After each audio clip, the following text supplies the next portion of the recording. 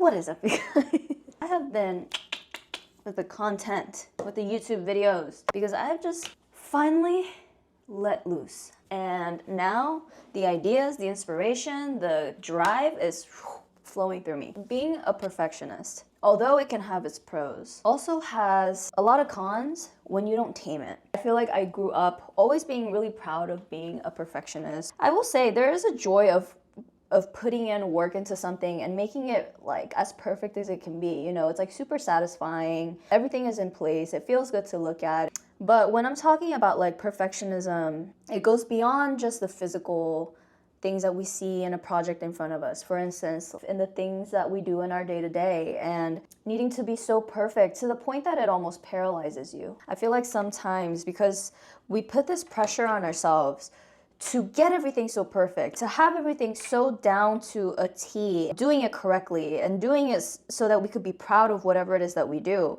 it almost hinders our progression, it hinders our creativity, and it hinders our growth. Typically, at least for myself, being a perfectionist also brings on a lot of anxiety. It makes me really anxious to know that whatever it is that I want to do next has to reach this level of perfection, to the point that it already drains me before I even started it because of the stress that I know I'll feel if I don't get it perfectly. And I want to make sure that I'm explaining the context of this video correctly, because like I said, it can be towards physical things. But when you have this kind of mentality, this also comes to play in other areas of your life, like the perfectionism and needing to be perfect, period. If you set a goal for yourself, you know, and you're not able to tackle it exactly how you imagined it, when it's to that point, it's really not good for you. I am someone that I do like to have a lot of control in my life. Needing to not be so controlling with the details of my life is a big challenge of mine. It is something that I'm getting better at because I've come to find out that no matter how much I try to plan my life and have certain details exactly where they are, it's never gonna go exactly how I imagined it. And so when it comes to the things that I do, you know,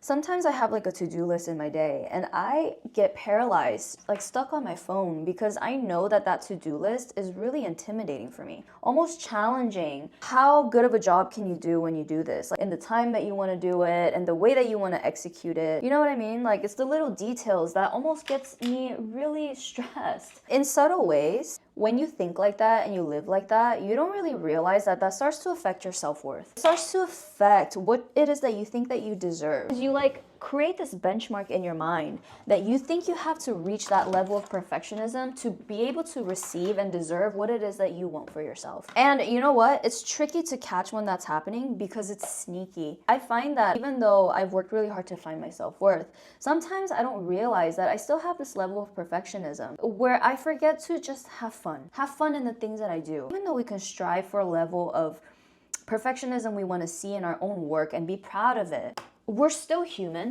Mistakes can be made.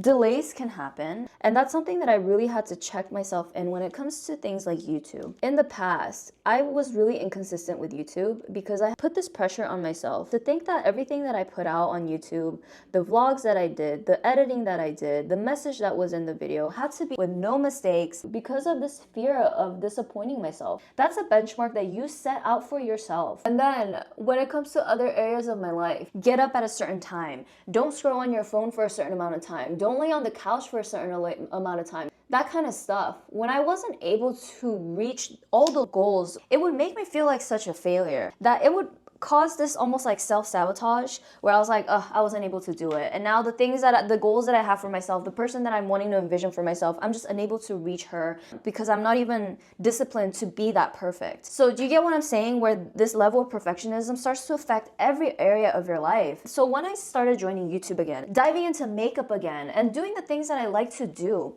the number one goal that I set for myself was don't be perfect.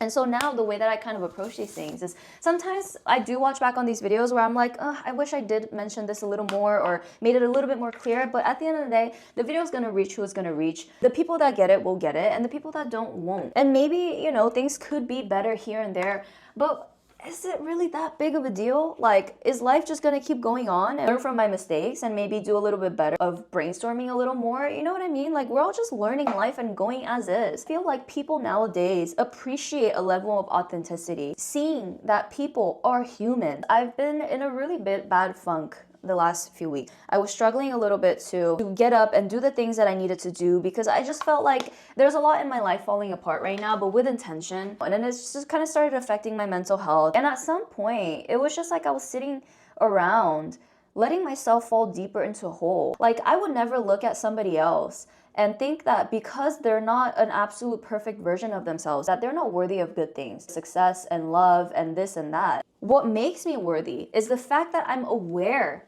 that I want to do better, that I'm trying to do better. When I fall, I'm picking myself back up. That's what matters. And maybe it takes more than a day or two. It takes a little bit longer. We have human experiences. We have human emotions. And that's not something that is ever going to go away. But it's about how you look at it, how you show yourself grace. That's what's important. I think when you're a perfectionist, you do have a level of worry where you're worried about what other people may think. But realistically, it's all about what you think of yourself. To be honest, this sounds so morbid, but we're all going to die anyways one day. Like, none of this is gonna matter. Once I finally put myself in that mentality, I felt so much more freedom and so much more started flowing through me. Change the benchmarks in your mind of what success looks like to you, what a realistic goal looks like to you, and keyword realistic. It's because of this trauma of needing to have control because you're scared of what's gonna come for you. To have fun, you gotta let yourself fall. You gotta be able to laugh when you make a mistake, and you gotta be able to not let your ego be hurt by your own judgment towards yourself. So, to whoever this relates to, I feel you, but let's just have a little bit more fun. I love you guys, and I'll see you next time.